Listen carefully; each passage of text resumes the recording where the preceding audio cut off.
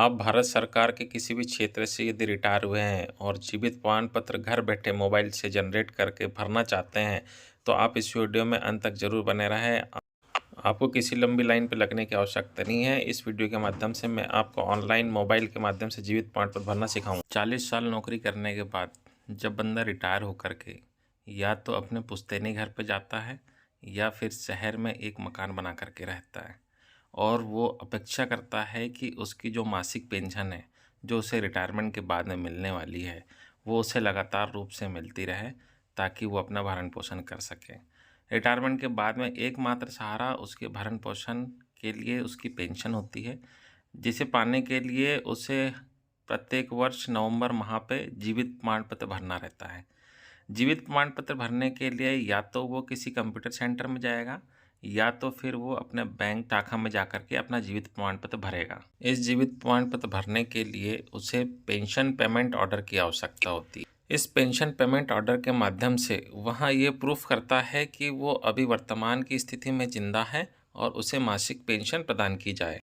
कई बार यहाँ स्थिति देखी गई है कि कई पेंशनर ऐसे भी होते हैं जो या तो बैंक नहीं पहुंच पाते हैं या फिर बहुत दूर दराज के क्षेत्रों में निवासरत हैं और अपनी मासिक पेंशन को प्राप्त करने के लिए जो जीवित प्रमाण पत्र भरना रहता है उसके लिए या बैंक तक पहुंचने के लिए परेशान होते हैं।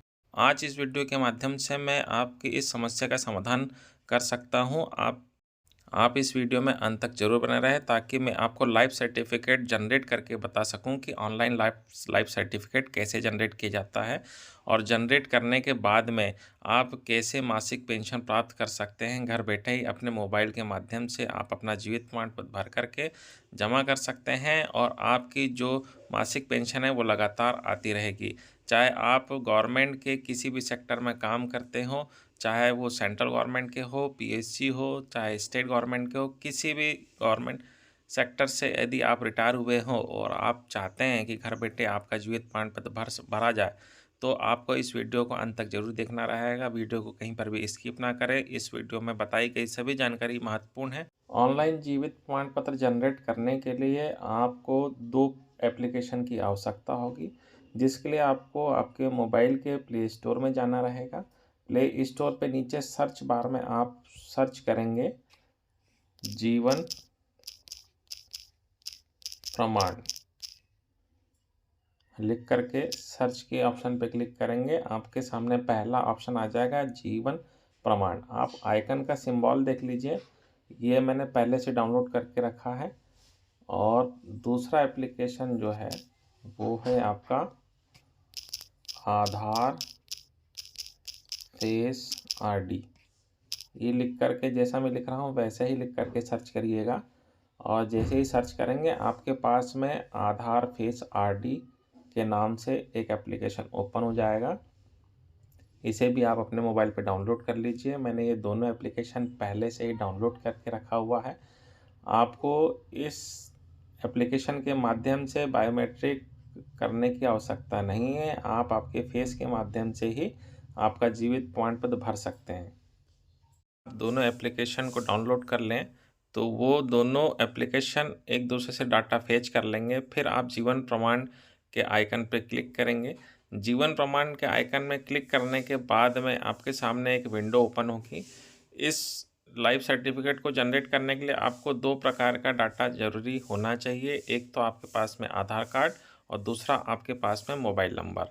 मेल आईडी मैंडेटरी नहीं है, यदि आपके पास हो तो आप उसे ज़रूर डालें ताकि आपका जो जीवित प्रमाण पत्र है उसके लिंक आपके मेल आईडी तक भी पहुंच सके। आप ऊपर के स्थान पर आधार कार्ड डालें और नीचे के स्थान पर आप आपका मोबाइल नंबर डालें जिसमें आपको ओटीपी आएगा। उसके बाद आप नीचे के स्थान पर आप आपका मेल आईडी डाल दीजिए और उसके बाद सबमिट कर दीजिए। जैसे ही आप सबमिट के ऑप्शन पर क्लिक करेंगे आपका कार्य प्रोसेस होने लग जाएगा। आपको कुछ देर वेट करने के बाद में आपका जो मोबाइल नंबर है उस पर एक ओटीपी चला जाएगा। ओटीपी जानने के बाद में वो डाटा ऑटोमेटिकली फेच कर लेगा आपके आधार के हिसाब से। विंडो में सबसे पहले आपको आपका पीपीओ नंबर दिखाएगा। पेंशनर का आप फॉर्म भर रहे हैं उसका नाम दिखाएगा। फिर वो किस प्रकार की पेंशन पा रहा है उसको आपको सेलेक्ट करना रहेगा और उसके नीचे ऑर्गेनाइजेशन टाइप लिखा हुआ है कि किस ऑर्गेनाइजेशन से वो रिटायर हुए हैं उसको सेलेक्ट करना रहेगा। और उसके बाद में सैंक्शन अथॉरिटी वो दी हुई है, उसके हिसाब से आपको सेलेक्ट करना रहेगा। आप जिस भी इंडस्ट्री से या जिस भी सेक्टर से आप रिटायर हुए हैं, उसका नाम यहाँ पे सेलेक्ट कर लीजिए।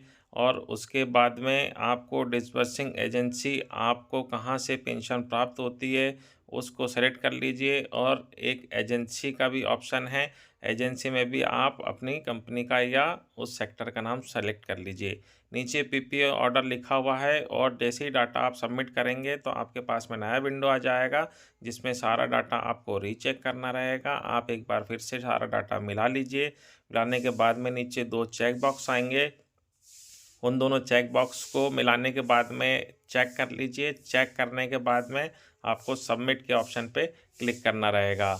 आप ऊपर से लेके नीचे तक जितनी भी डिटेल्स आपने भरी है वो सारी डिटेल इस विंडो में दिखा रही है, आप देख सकते हैं। उसके बाद में आपको कन्फर्म सबमिट करने के बाद में कन्फर्म का ऑप्शन आएगा, और फिर एक चेक बॉक्स और दिखाएगा, फिर उसको आप आगे बढ़ा देंगे। जैसे ही आप आगे बढ़ाएंगे आपके सामने एक कैमरा का ऑप्शन खुल जाएगा। ये हमारे पेंशनर हैं जिनका हम जीवित प्रमाण पत्र भर रहे हैं, और उनको जैसे ही आप कैमरा का आप ऑप्शन खोलेंगे तो वो उनकी फ़ोटो स्कैन करने लग जाएगा। याद रखिए कि फ़ोटो स्कैन करने के समय में आपको आँख को ब्लिंक करना ज़रूरी है। जब तक आप ब्लिंक नहीं करेंगे तब तक वो आपका जनरेट नहीं करेगा।